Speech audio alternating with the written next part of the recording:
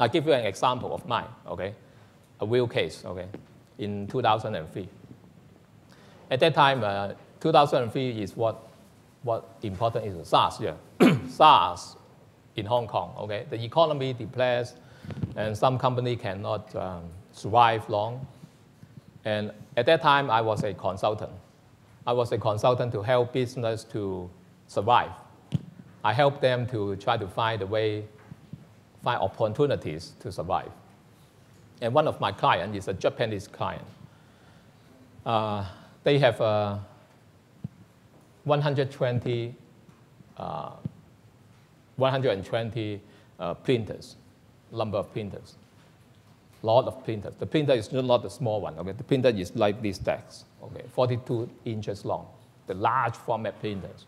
They use the printers to print some patterns for fabrics, okay? They are quite famous in Japan for printing technology, the ink technology that they developed from the domestic Japan, and then they export to Hong Kong and want to do something, an innovative printing solutions for the photo industry. So, but because of SARS, they don't have enough capital, they lay off people, they lay off the sales, then they don't have people to run for the business. And they find me, okay, because I'm not as expensive as their full-time people. And also, I'm a consultant. Consultant means you can do anything after you have your performance. So I developed something interesting for them. Is I try to find, because they don't have any more capital to invest, so I find a partner for them. From my analysis, I found that, oh, they have a very good printing technology. So all they need is a partner. A partner for what? Anyone want to answer? I have the answer because it's my case. I want to find a partner for sales, right? Because they are manufacturer, they are printing, okay? So they need a partner for sales. So who will be the good sales partner for them? Because they don't have money to get salespeople. So who can be this? The product quality is they can print photographic quality on fabric. Fabric means cloth, like this, T-shirt. So if you are me, where will you find a partner for them? Photo partner. Who are photo partners? It's very logical. Photo. Photography. Photo what? Pardon? Yeah. And but I want to find a very good sales channel for them. So sales channel means shops, right? I like to find some shops for them. So who is doing shops for photos? The Kodak, the Photomax, okay? Those are shops and outlets. And in 2003, okay, Kodak Express, I think you have heard about Kodak Express, right? It's now nearly deceased, all gone, okay? Kodak already retreat, go away from Hong Kong. But at that time, Kodak is still very prosperous photo outlet, or photo shops outlet on the street. I tried to find, oh, okay, I identify Kodak Express is one of the good partners for collaborations. And you may imagine that a lot of photo accessory products can be sold in a photo retail shops, like a cup with a photo printing, your photo printings or T-shirts or anything, okay? Not just photos, not just printed photos, but some other accessory and garments, okay? But the interesting fact is I know nobody in Kodak Express. Okay, I know nobody there. So all I can do is to do a cold calling. Okay, I do a cold calling to them and write a letter to the general manager and request for interviews, and then use maybe 10 minutes or 15 minutes to get attentions, and then I do a very quick pitching to them, arouse the interest. And the most important part of my presentation is they have low loss on partnering with us because they don't need to invest in the machine, okay? But they have immediate increase of the revenue because of selling our photo quality garments and products on their shops. So I already developed a system called how to do the sales and ordering system for that. So no one need to pay anything. The Japanese client, they just receive the orders from outlets. I get 72 shops joining this scheme. Okay. At that time, they have 200 something, but only 1/3 of them like to join the scheme. But that's okay for a first trial. Then 1/3 join, 72 shops. So immediately for day one, I create a 72 shops distribution outlet for selling the fabrics, photo fabrics.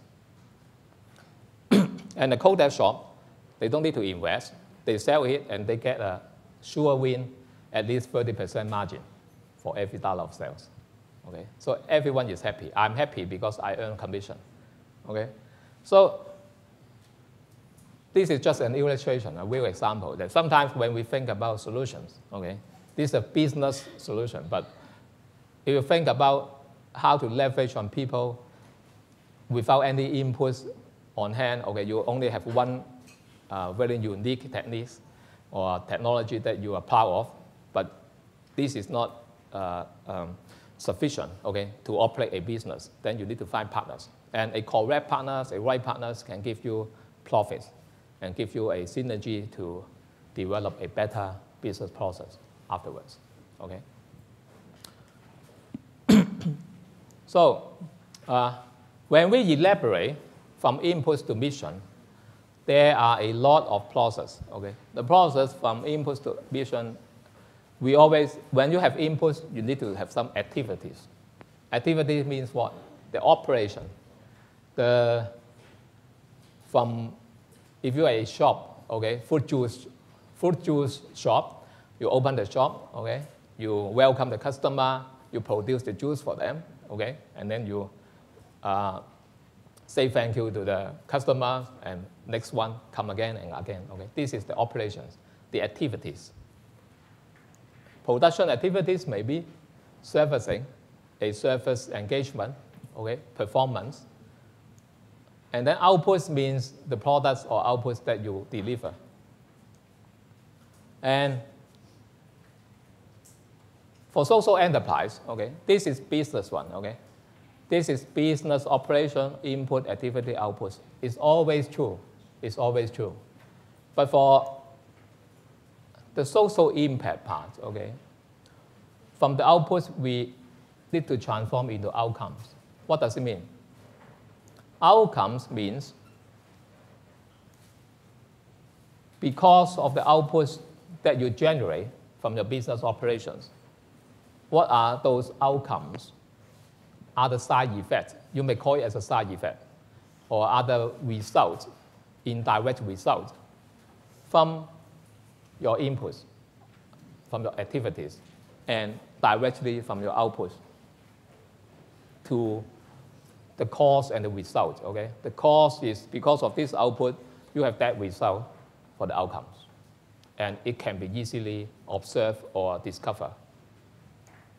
And with this outcome, you can generate impact to the society. And that impact will align with your goal or missions that you have already implied in your business operation. Okay? That's the social enterprise process that we emphasize on. And this is quite fundamental now. In most of the business plan competition for social enterprise, we call it the theory of change. Okay? The theory of change is not just it's not a universal theory, but it's the cause and result theory. 因果關係, okay? Because you've done this kind of operations, and this operation generate outcomes and align with the missions.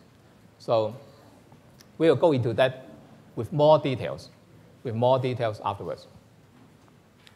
Okay. So the second step I want to get your attention is how to develop your social enterprise type. Okay, this is a table that tries to contrast purely philanthropic and purely commercial.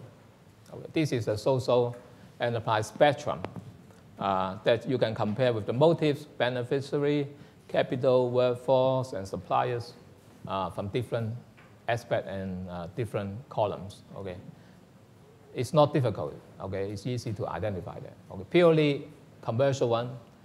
Okay, most of the motives are economic driven and beneficiary on the market rates, market rate compensation, market prices. But for a purely philanthropic, okay, always free of charge by sponsor donations. So how can you create a middleway, okay, or hybrid? We call it hybrid because social enterprise is always exists between purely philanthropic and purely commercial. It's just a matter of how, in what extent, okay, we are falling into this one, okay.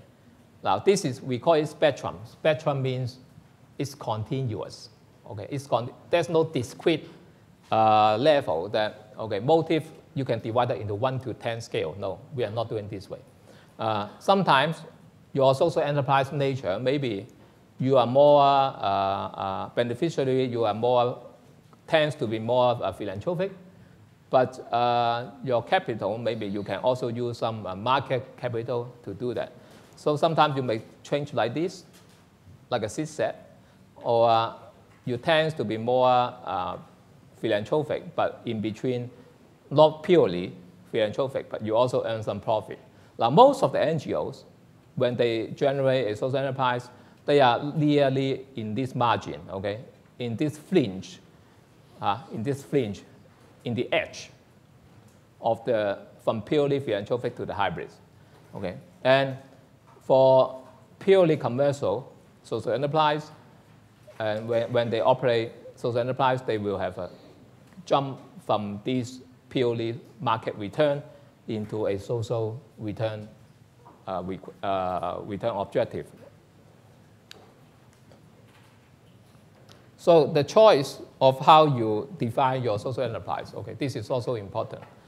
This may be the second step, or you may decide it later after you develop your idea first, okay? But this example is, you need to understand the balance you have to generate between social, environmental, and economic return from the perspective of a social entrepreneur. Now, sometimes you tend to be more focused on economic return, but you are not ignoring the philanthropic or social return, okay? Sometimes you may be, the best way may be 45%, okay? But sometimes you may be, tends to be more economic, but you still generate some philanthropic or social return, okay? Sometimes you are, oh, we are more philanthropic. We generate more social impact, but we earn less, okay? Our economic return is very slow but steady, okay? You can develop that model. So it depends on how you define your business operations. And for the type, most of the business type are product, service, or hybrid. Okay, these are 3 examples. Okay, for totally is a product, this is a service, and then this is a hybrid.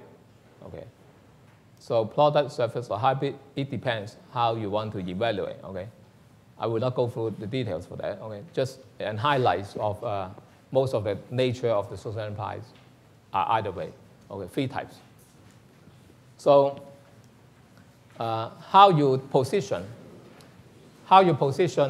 your social enterprise from product-oriented, service-oriented, or hybrid-oriented, or from social to blended value. Blended value means what? Means a unique, unique integrated value for social and economic. Okay, so you position whether you fall into which area. Okay, is it product or service or hybrid, or tends to be upper or lower side? Okay. Why we need to do this? Because by clarifying the type of social enterprise, it is easier to think through the rest of planning process, and it is easier to communicate what exactly your enterprise does.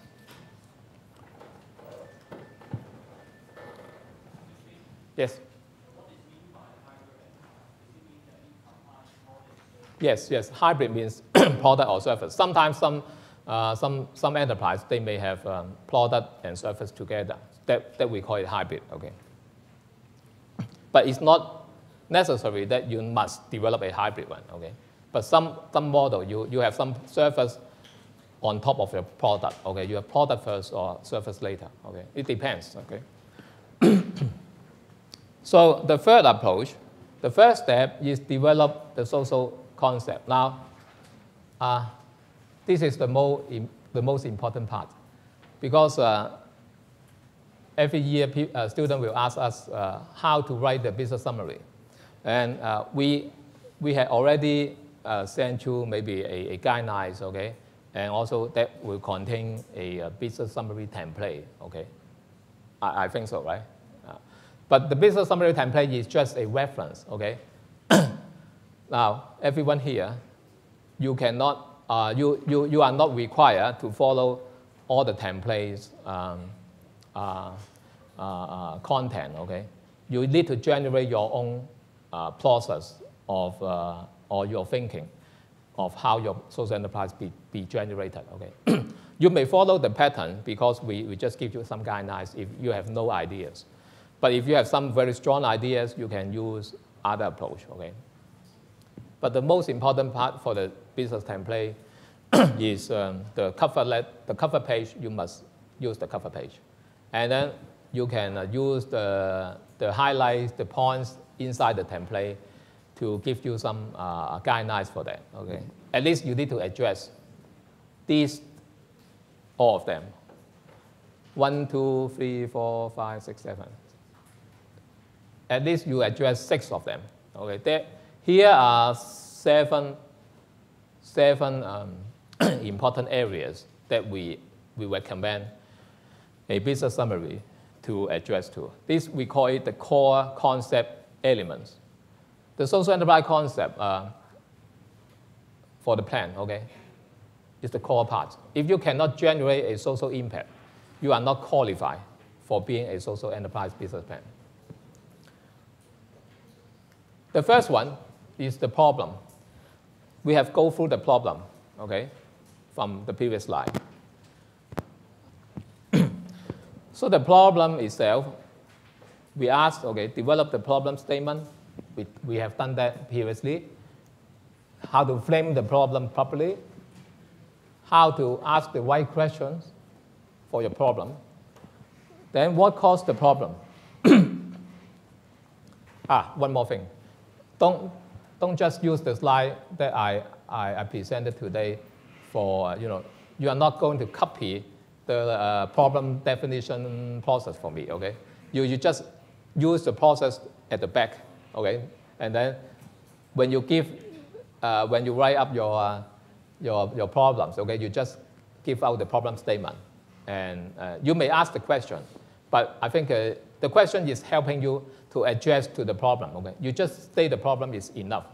But asking the question, you don't need to just give me the answer or how can we do anything for that and that, okay? You don't need to, okay? It's not an examination, okay? You use your own way, but asking the question is helping you to address to the problem, okay? And what caused the problem and why it is important, what's the scale? Now, look at this. All of these problem identifications, the scale of the problem, you need market analysis. Okay? You need to analyze. It's not the business market, okay? It's the social market. Okay?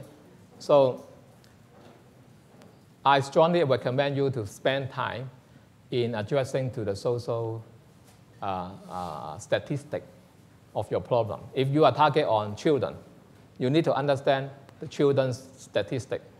Education, maybe poverty, okay, the numbers. Where can you find the information for social? It may be appear in the statistic department, but more or less, you can easily find them in the Hong Kong Community Service Organization, HKSEC, okay? 社聯, okay? 社聯, HKSEC, they always publish a lot of findings. They have a very special team of a researcher for developing the social issues. Or you can find some books on the bookstore. okay? Chinese book, maybe, probably.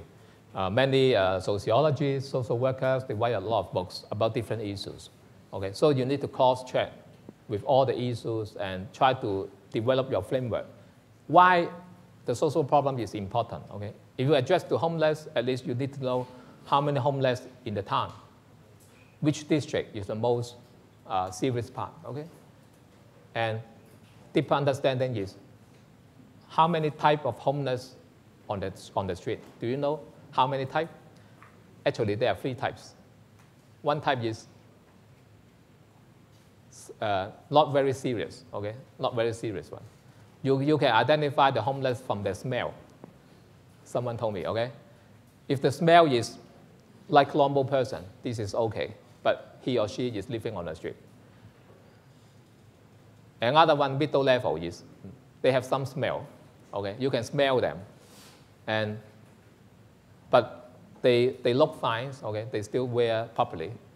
The most serious homeless is they smell bad, and you don't want to come over him or her, okay? It's seriously, maybe mentally impaired, and they cannot communicate properly, okay? So you can identify 3 types, okay? So what will you want to help, okay, as a social enterprise?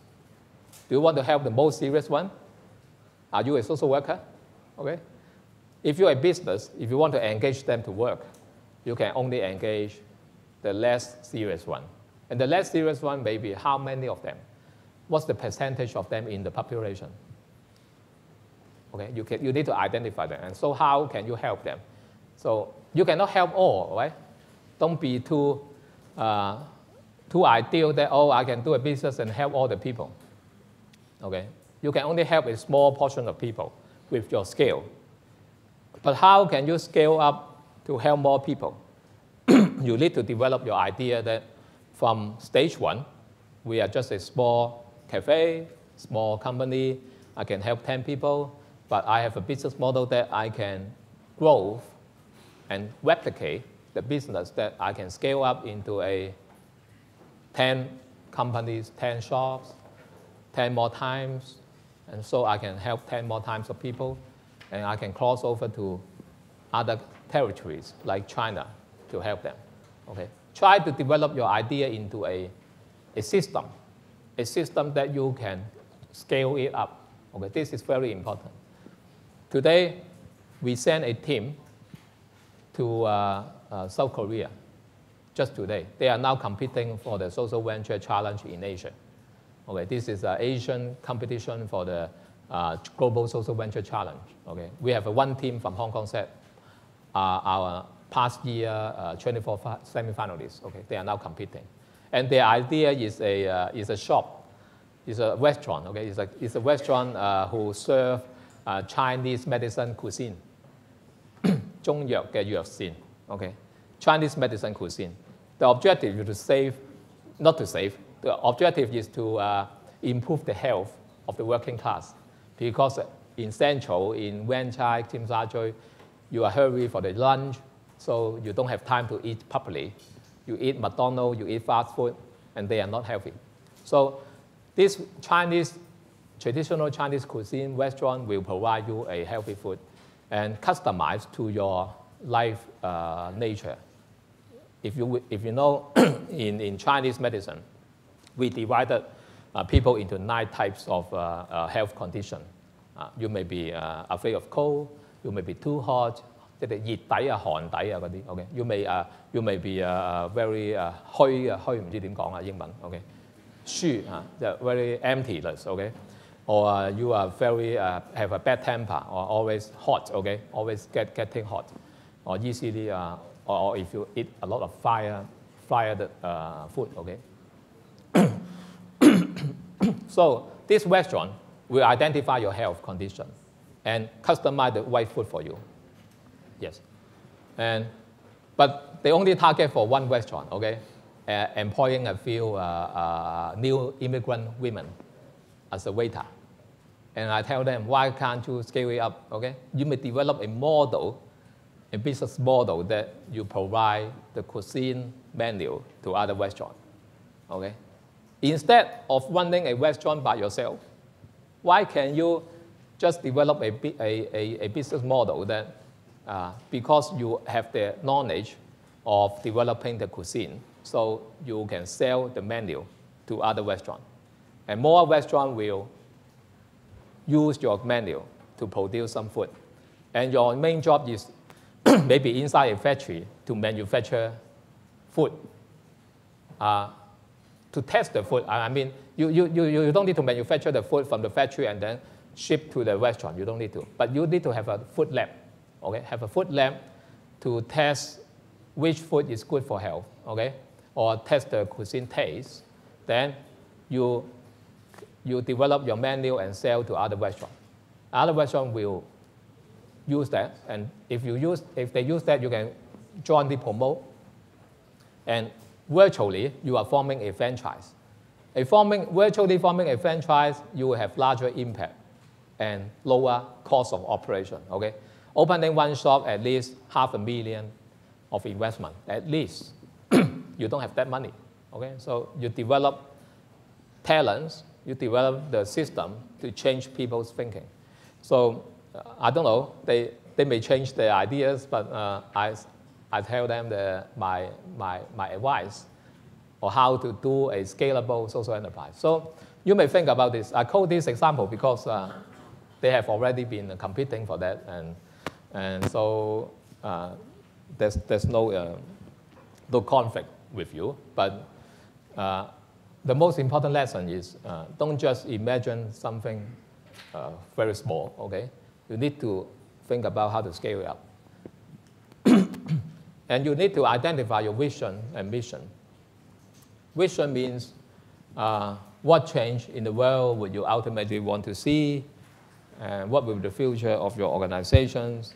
So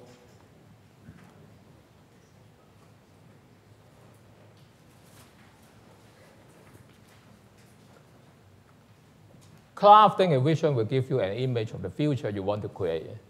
And imagine what the world will be if the problem is solved.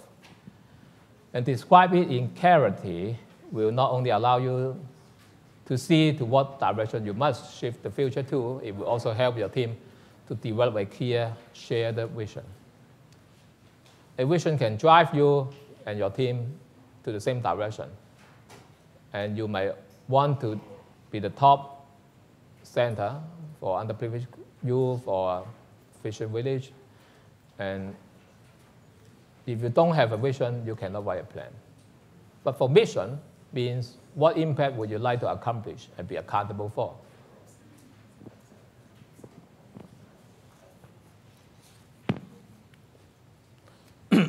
So we have 15 minutes more to finish this. What impact would you like to accomplish? And the mission would give you a sense of purpose or reason why your social enterprise exists. So I don't want to go over these details. Okay, you read it by yourself, and you can find more definition of mission and vision. But but you may not need to really care about the definition. But try to follow what they tell you to do. Is you try to develop your passion. Okay. I think most of the companies, the vision and mission is driven by your passion. Okay, okay. Don't just copy something from the internet or someone else's company's mission and visions to become yours. Okay, that will not be a successful business plan. Okay, a winning business plan always comes from what inside your heart, what you want really to do for the community. Okay, then use that passion to drive your vision and missions on your business summary. Okay, you may read more vision and mission from other companies by searching the 2 keywords for companies, but you just understand how they write that. Okay, but use your own passions and the social issue you want to address and develop your own. The theory of change, the important part, is the way of thinking about how the outcomes of your activities lead ultimately to your desired social impact. For example, if rural communities can sell their local handicraft products, okay, through an online e-commerce platform, there will be economic development in rural communities. So the basic format of theory of change can be expressed as in order to make a desirable change, you must have some condition to be fulfilled. Or if some conditions are met, then the desirable change will happen. So the whole logic is if the condition fulfilled, then you make a change.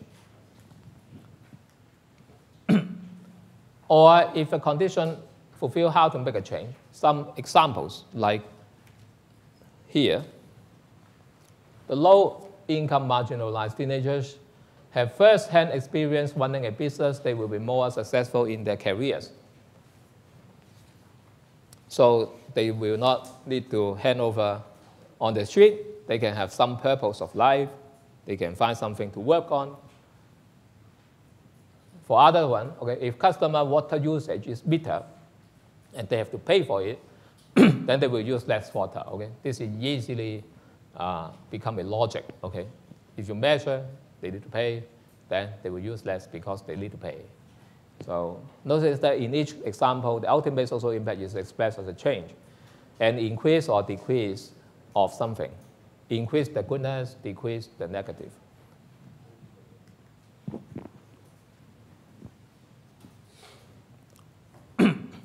And in the summary, you need to address to the solutions. So how can you come up with a solution?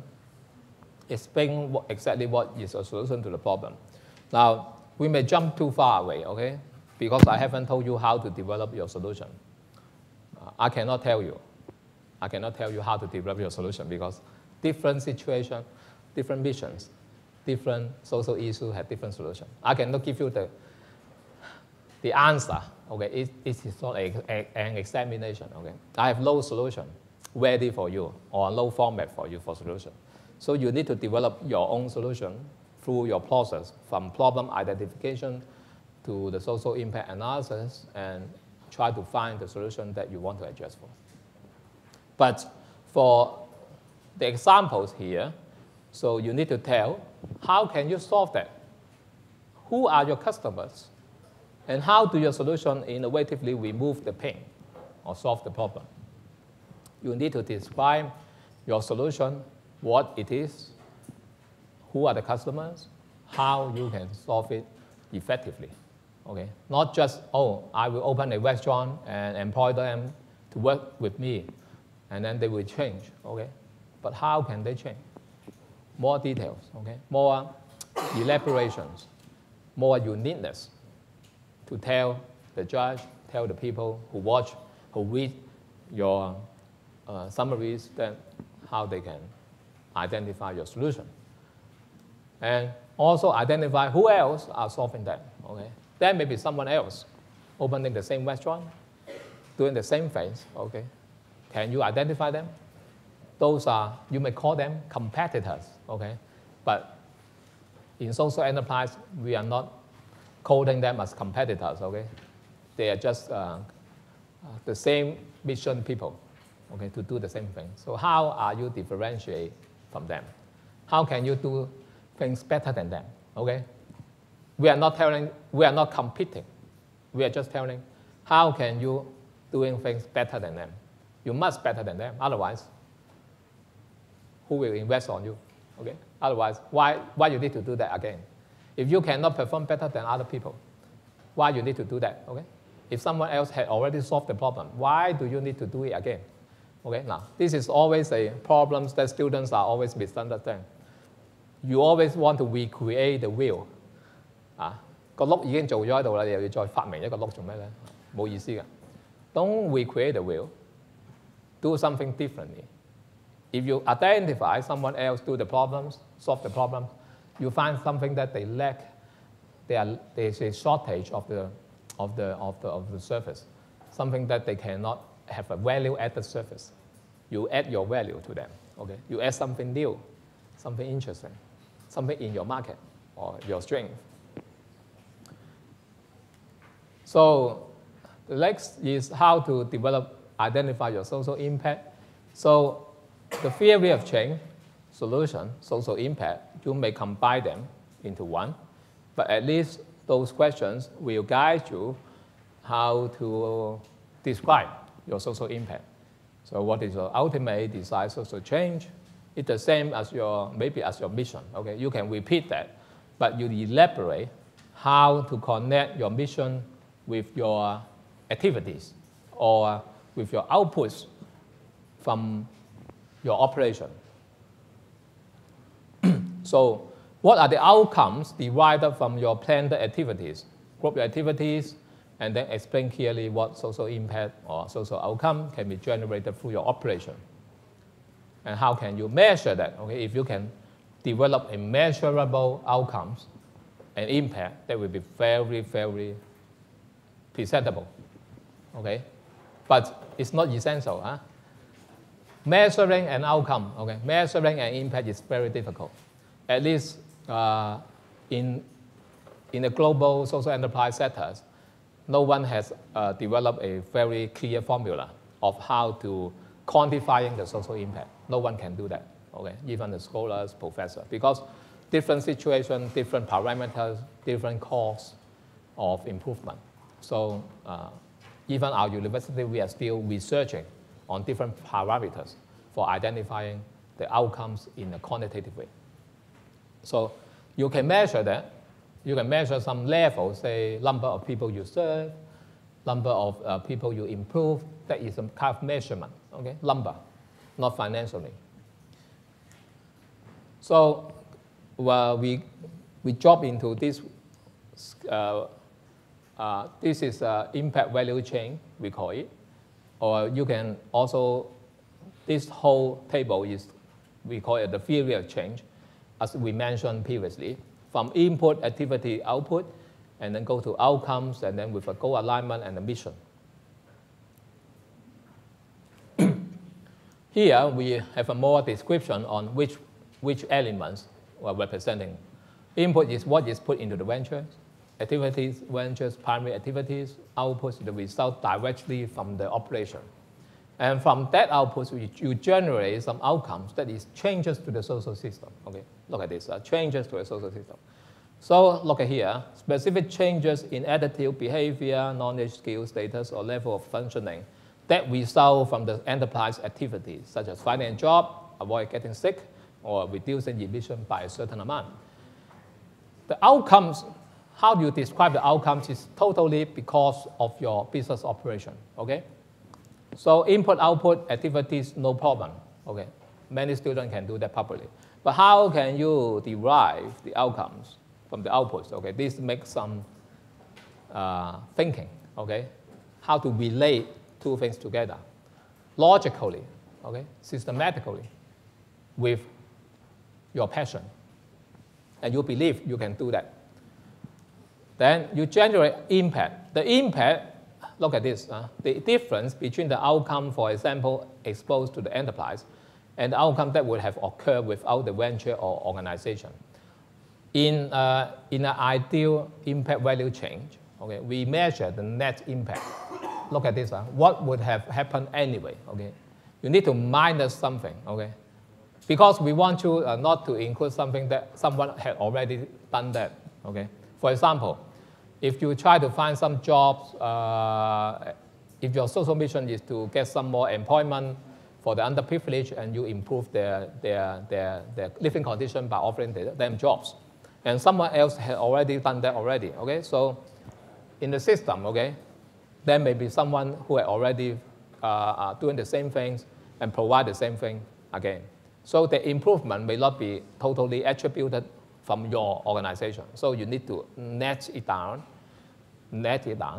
for a net impact, okay? So minus what would have happened anyway. Even your association, organization does not exist. Try to measure that, okay? It's difficult, okay, sometimes, because you don't know how I can measure the impact that without my organization. Okay, but you can expect that from other people's market statistics. You can see from the growth of the numbers of other social enterprise or the policy change. Maybe the government policy is favorable. For example, $6,000. Have you got that? I have got that, okay? $6,000, the government policy. So the whole economy may be improved. Their wealth, the money to spend is improved, but not by you, okay? It's by the government. So if you say, oh, we improve their living condition, you need to let off those impacts, okay? And then the ultimate is the goal alignment, the management of process of evaluating whether outcomes or impacts must meet the desired goals. Okay, don't underestimate this. Your outcomes must be aligned with your goal. Okay, if your goal is helping someone in a particular sector, your outcomes should be aligned with that. Okay, if you develop something, and then you have more directions of helping other sectors, then you need to change your mission maybe. Okay, try to bridge visions and outcomes together. Okay. Last example, dialogue in the dark. Anyone know dialogue in the dark? Yeah, most of them. It's a social enterprise well known, made for more than 20 years, from Germany now to Hong Kong, or previously in Tokyo, other European countries.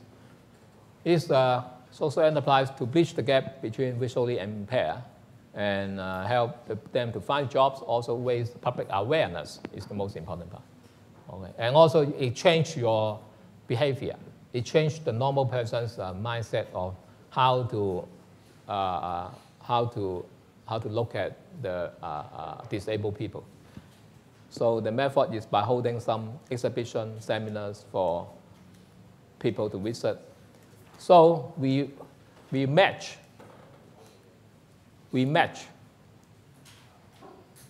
the dialogue in the dark into the impact value change. Okay, this is an example illustrate how to do that. So with this enterprise, okay, your input is visually impaired people, and you have some professional training methods. Okay, this is your resources, your talents. And the activities is holding exhibition, tours guide by visually impaired people. Okay, the main activities inside the operation, no more. Okay, no exhibition. Okay, it's totally dark.